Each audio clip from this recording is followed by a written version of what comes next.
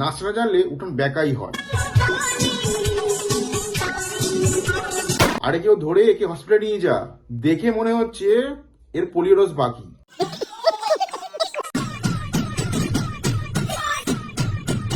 বলছি কাকিমা, তুমি যেভাবে ব্রেকডাউন দিচ্ছ না, এতে তোমার ওই শুকনো আম দুটো পুরো নিঘাতি পড়ে যাবে। কাকু ছাড়া তোমার ওই শুকনো আম খাওয়ার মতন কেউ নেই, তাই ব্রেক ডান্সটা কাকুর সামনেই দেখিও। অ্যাটলিস্ট খুলে পড়ে গেলে কাকু যেন ধরতে পারে। পাছা দোলানোর মতন জায়গা খুঁজে পাও না, সোশ্যাল মিডিয়ায় এসে পাছা দেখাচ্ছ। পাছা দেখালে লোক শুধু পাছা মারতেই চাইবে, সেটা কি ধম্মে সইবে?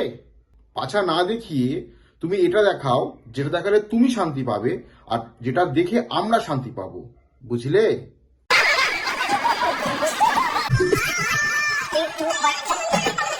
বলছি খুকি, তুমি যেটা দেখাচ্ছ না সেটা তোমার এখন ওঠেনি, তাই এইসব কিছু না দেখিয়ে পড়াশোনাতে মন দাও। যদি পড়াশোনা না করতে চাও তাহলে বয়ফ্রেন্ডকে দিয়ে একটু কসরত করাও, তাহলে তোমারও হবে।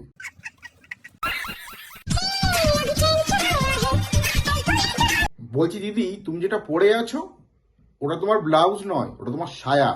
তোমার ব্লাউজই না থাকে আমাকে বলতে পারো, আমি আমার জাঙ্গিয়ে খুলে তোমাকে দিয়ে দেবো, ওটা দিয়ে তুমি ব্লাউজ বানিয়ে নিও। তাহলে অ্যাটলিস্ট তোমার ওই আম দুটো জানলা দিয়ে উকি মারবে না।